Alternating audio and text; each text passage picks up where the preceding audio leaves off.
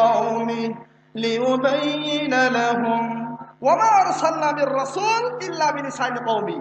আমি পৃথিবীতে যত নবী রাসূল প্রেরণ করেছি সকলকে স্বজাতির ভাষা দিয়ে নাজিল করেছি। তোমাদের নবী মুহাম্মদ যেহেতু আরাবিয়ান ছিলেন, তোমরা যেহেতু আরাবিয়ান ছিলে, এই জন্য মহাগ্রন্থ আল কোরআন মাজিদ আরবিতে নাজিল করলাম। কোরআন, এবার তোমার কাছে প্রশ্ন, আরবিতে নাজিল করা না হলে সমস্যাটা কি হতো?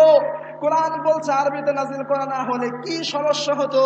এই প্রশ্নের উত্তর পেতে চাও, মহাগ্রন্থ আল কোরআন মাজিদের 24 নম্বর পারা 20 নম্বর পৃষ্ঠা 9 নম্বর লাইন সূরা হামিম সিজদা, আল্লাহ পাক রব্বুল আলামিন বলেন ওয়ালাউ জাআলনাহু কুরআনান আ'জামিয়্যা, এই কোরআনকে যদি আমি অনারবি ভাষায় নাজিল করতাম, লাকালু লাউলা ফুসিলাত আয়াতু, তাহলে তোমরাই বলতা কেন এই আয়াতগুলোকে স্পষ্ট করে বোঝানো হলো না।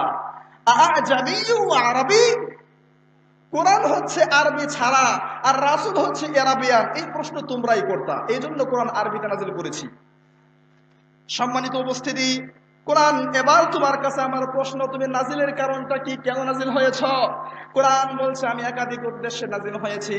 1 নম্বর উদ্দেশ্য, 1 নম্বর পারা 2 নম্বর পৃষ্ঠা 2 নম্বর লাইন, আল্লাহ পাক রব্বুল আলামিন বলেন হুদাল লিল মুত্তাকিন, এই কোরআন নাজিল হয়েছে মুত্তাকিদের হেদায়েতের জন্য। সুবহানাল্লাহ। কোরআন তোমার কাছে প্রশ্ন, তুমি কি শুধু মুত্তাকিদের হেদায়েতের জন্য নাজিল হলে? কোরআন বলছে না, আমি শুধুমাত্র মুত্তাকিদের হেদায়েতের জন্য নাজিল হয় নাই। এই প্রশ্নের উত্তর যদি পেতে চাও, মহাগ্রন্থ আল কোরআন মাজিদের 2 নম্বর পারা 7 নম্বর পৃষ্ঠা 1 নম্বর লাইন দেখে নাও, আল্লাহ পাক রব্বুল আলামিন সেখানে বলেন ওয়াবাইনাতিম মিনাল হুদা ওয়াল ফুরকান। 2 নম্বর উদ্দেশ্য, 2 নম্বর উদ্দেশ্য হচ্ছে সত্য এবং মিথ্যার মাঝে পার্থক্য সৃষ্টির জন্য নাজিল হয়েছি। 3 নম্বর হুদাল লিন্নাস, গোটা পৃথিবীর সব মানুষের হিদায়াতের জন্য নাজিল হয়েছি। এরকম আরো কিছু উদ্দেশ্য রয়েছে। সম্মানিত উপস্থিতি, এখন আমরা আরেকটু সামনের দিকে যাই। কোরআন এবার তোমার কাছে প্রশ্ন, তুমি কি মানুষকে কষ্ট দেওয়ার জন্য নাজিল হয়েছ নাকি মানুষের কষ্টকে লাঘব করার জন্য নাজিল হয়েছ? কোরআন বলছে এই প্রশ্নের উত্তর যদি পেতে চাও, মহাগ্রন্থ আল কোরআন মাজিদের 16 নম্বর পারা 11 নম্বর পৃষ্ঠা 6 নম্বর লাইন সূরা তাহা 1, 2, 3 নম্বর আয়াত দেখে নাও, আল্লাহ পাক রব্বুল আলামিন বলেন তাহা মা আনজালনা আলাইকাল কুরআনা লিতাশকা। তাহা, these letters are none of the miracles of the Quran and none but Allah knows their meaning. These are the verses of the Quran and none but Allah knows their meaning. তাহা সহ মহাগ্রন্থ আল কোরআন মাজিদের 29টা সূরার শুরুতে এরকম বিচ্ছিন্ন কিছু অক্ষর এসেছে যেগুলোর সঠিক মর্ম আল্লাহ ছাড়া কেউ জানে না।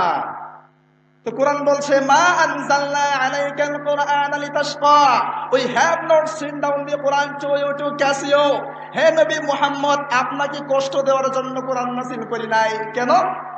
তাহলে কেন নাযিল হয়েছে? ইল্লা তাযকিরাতাল লিমান ইয়াখশা, but only as a reminder to those who fear Allah. এই কোরআনের মাধ্যমে তারাই উপকৃত হবে যারা আল্লাহ সুবহানাহু ওয়া তাআলাকে ভয় করে। সুবহানাল্লাহ। কোরআন, এবার তোমার কাছে প্রশ্ন, তুমি উপদেশ গ্রহণ করার ক্ষেত্রে মানুষের জন্য সহজ না কঠিন? কোরআন বলছে আমি উপদেশ গ্রহণ করার জন্য মানুষের জন্য সহজ না কঠিন? এই প্রশ্নের উত্তর যদি পেতে চাও, মহাগ্রন্থ আল কোরআন মাজিদের 27 নম্বর পারা 8 এবং 9 নম্বর পৃষ্ঠা সূরাতুল কমার আয়াত নাম্বার 22, 32, 40, 42 আল্লাহ সুবহানাহু ওয়া তাআলা বলেন ওয়ালাকাদ ইয়াসসারনাল কুরআনা লিযিকরি ফাহাল মিন মুদ্দাকির। এই কোরআনকে আমি সহজ করেছি উপদেশ গ্রহণ করার জন্য, আছে কি কেউ এখান থেকে উপদেশ নেবে? সুবহানাল্লাহ। সম্মানিত উপস্থিতি, কোরআন সম্পর্কে কোরআন কি বলে বিশাল আলোচনা সংক্ষিপ্ত আকারে শেষ করছি।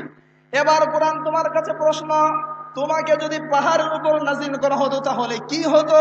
মহাগ্রন্থ আল কোরআন মাজিদ বলছে লাউ আনজালনা হাদাল কুরআনা আলা জাবাল, এই মহাগ্রন্থ আল কোরআন মাজিদকে যদি আল্লাহ পাক রব্বুল আলামিন পাহাড়ে নাজিল করতেন, লা রাআইতাহু খাশিআন মুতাসাদ্দিআন মিন খাশিয়াতিল্লাহ, তাহলে গোটা পৃথিবীর মানুষ এই পাহাড়কে নড়াচড়া করতে দেখতো। সুবহানাল্লাহ।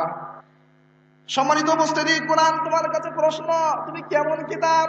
কোরআন বলছে পৃথিবীর মানুষ কোন বই লিখলে বইয়ের উপরে লিখে দেয় বইয়ের মধ্যে ভুল হতে পারে, ভুল যদি ধরা পড়ে তাহলে এই নাম্বারে যোগাযোগ করবেন।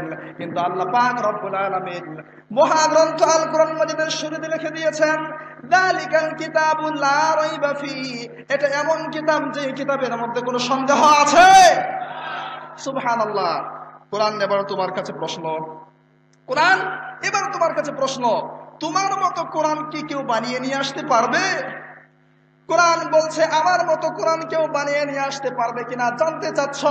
মহাগ্রন্থ আল কোরআন মাজিদের 15 নম্বর পারা 9 নম্বর পৃষ্ঠা 9 নম্বর লাইন সূরা বানী ইসরাঈল আল্লাহ পাক রব্বুল আলামিন বলেন কুল লা ইন জাতামাআতিল ইনসু ওয়াল জিন আলা আইয়াতু বিমিথলি হাদাল কুরআন। হে নবী, পৃথিবীর মানুষদেরকে বলে দেন তারা যদি পারে এই কোরআনের মধ্যে একটা কোরআন নিয়ে আসতে তাহলে নিয়ে আসতে বলুন। আল্লাহ বলছেন লা ইয়াতুনা বিমিসলিহি ওয়ালাউ কানা বা'দুহুম লিবা'দিন যাহিরা, গোটা পৃথিবীর সব মানুষ মিলেও এই কোরআনের মতো কোরআন নিয়ে আসতে পারবে? পারবে? পারবে না। কোরআন ঠিক আছে, সম্পূর্ণ কোরআন যদি না নিয়ে আসতে পারে 10টা সূরা কি নিয়ে আসতে পারবে? কোরআন বলছে এই প্রশ্নের উত্তর যদি পেতে চাও 12 নম্বর পারা 2 নম্বর পৃষ্ঠা 1 নম্বর লাইন আল্লাহ বলছেন কুল ফাতু বিআশরি সুওয়ারিন মিথলি, ঠিক আছে সম্পূর্ণ কোরআন লাগবে না, 10টা সূরা বানায় নিয়ে আসো। সুবহানাল্লাহ। কোরআন 10টাও পারলো না, একটা কি পারবে? কোরআন বলছে একটাও পারবে না। এই ব্যাপারে আল্লাহ পাক রব্বুল আলামিন চ্যালেঞ্জ করেছেন। 1 নম্বর পারা 3 নম্বর পৃষ্ঠা 14 নম্বর লাইন, 11 নম্বর পারা 12 নম্বর পৃষ্ঠা 9 নম্বর লাইন সূরা ইউনূস আল্লাহ পাক রব্বুল আলামিন ঘোষণা করেন وَإِن كُنتُمْ فِي رَيْبٍ مِّمَّا نَزَّلْنَا عَلَى عَبْدِنَا فَأْتُوا بِسُورَةٍ। হে পৃথিবীর মানুষ, নবী মুহাম্মদের উপর যা নাযিল করেছি এই ব্যাপারে যদি সন্দেহান হয়ে থাকো অনলি ওয়ান সূরা, একটা সূরা বানিয়ে নিয়ে আসো। আল্লাহ পাক রব্বুল আলামিন 1 নম্বর পারা 4 নম্বর পৃষ্ঠা 1 নম্বর লাইনে ঘোষণা করলেন ফাইল্লাম তাফআলু, তোমরা পারোনি, ওয়ালান তাফআলু, কিয়ামত পর্যন্ত পারবে না। সুবহানাল্লাহ। কোরআন কেমন কিতাব! কোরআন এবার তোমার কাছে প্রশ্ন, তুমি কি নবী মুহাম্মদ সাল্লাল্লাহু আলাইহি ওয়াসাল্লামের রচনা? নবী মুহাম্মদ কি তোমাকে বানিয়ে নিয়ে আসছে? কোরআন বলছে নবী মুহাম্মদের তো পাওয়ার হয় নাই। আল্লাহ পাক রব্বুল আলামিন 11 নম্বর পারা 9 নম্বর পৃষ্ঠা 2 নম্বর লাইন সূরা ইউনূস বলছেন মক্কার কাফেররা নবীকে বলল ইতি বিকুরআনিন গায়রি হাযা ওয়া বাদদিল, নবী মুহাম্মদ এই কোরআন পাল্টায়া আরেকটা কোরআন নিয়ে আসেন। নবী মুহাম্মদ বললেন কুল মা ইয়াকুনু লি আন উবাদদিলাহু মিন তিলকাই নাফসি, এই কোরআনের কোনো পরিবর্তন করা আমি নবীর পক্ষে সম্ভব নয়। সুবহানাল্লাহ। তাছাড়া আল্লাহ পাক রব্বুল আলামিন 29 নম্বর পারা 8 নম্বর পৃষ্ঠা 6 নম্বর লাইন সূরাতুল হাক্ক আয়াত নম্বর 44 45 নবী মুহাম্মদ সাল্লাল্লাহু আলাইহি ওয়াসাল্লামকে হুমকি দিয়েছেন, নবী মুহাম্মদ সাল্লাল্লাহু আলাইহি ওয়াসাল্লামকে সতর্ক করেছেন। আল্লাহ বলেন ওয়ালাউ তাকাওয়ালা আলাইনা বা'দাল আকাবিল লাআখাযনা মিনহু বিল ইয়ামিন। নবী মুহাম্মদ আপনি যদি আমি আল্লাহর নামে বানিয়ে দিয়ে কোনো কথা বলেন লাআখাযনা মিনহু বিল ইয়ামিন, আপনার ডান হাত ধরে ফেলবো। সুম্মা লাকাতা'না মিনহুল ওয়াতিন, আপনার প্রাণ শিরা এই গলার রগ কেটে ফেলবো। আল্লাহু আকবার। নবী মুহাম্মদের পক্ষে কোনো এটা সম্ভব নয়। সম্মানিত উপস্থিতি, এই মর্মে একটি ঘটনাটি পাইবেন তাফসীর ইবনে কাসির 8 নম্বর খণ্ড 192 নম্বর পৃষ্ঠা 4 নম্বর লাইন। আবার বলছি তাফসীর ইবনে কাসির 8 নম্বর খণ্ড 192 নম্বর পৃষ্ঠা 4 নম্বর লাইন। হাদিসটি পাবেন মুসনাদে আহমদ 1 নম্বর খণ্ড 107 নম্বর হাদিস। ওমর রাদিয়াল্লাহু আনহু বলছেন খারাজতু আন আতাআররাদা রাসূলুল্লাহ সাল্লাল্লাহু আলাইহি ওয়াসাল্লাম ক্বাবলা আন আসলামা, আমি ইসলাম গ্রহণ করার আগে নবী মুহাম্মদকে জাস্টিফাই করার জন্য ঘর থেকে বের হলাম। ফাসাবাকানি ইলাল মসজিদ, নবী মুহাম্মদ আমার আগে মসজিদে চলে গেলেন। আল্লাহর নবী মসজিদে গিয়ে নামাজে দাঁড়িয়ে গেলেন। ওমর রাদিয়াল্লাহু আনহু বললেন আমি নবী মুহাম্মদের পিছনে দাঁড়িয়ে থাকলাম, দেখলাম নবী মুহাম্মদ কি করে। কারণ নবী মুহাম্মদ এমন একজন ব্যক্তি যিনি নিজের নাম সিগনেচার করতে পারেন না, স্কুল কলেজ ইউনিভার্সিটিতে পড়াশোনা করেন নাই।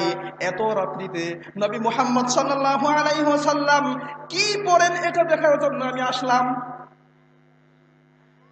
অতঃপর আল্লাহর নবী সাল্লাল্লাহু আলাইহি ওয়াসাল্লাম শুরু করলেন, আলহামদুলিল্লাহি রাব্বিল আলামিন, all praise and all thanks are to Allah, সুবহানাল্লাহ।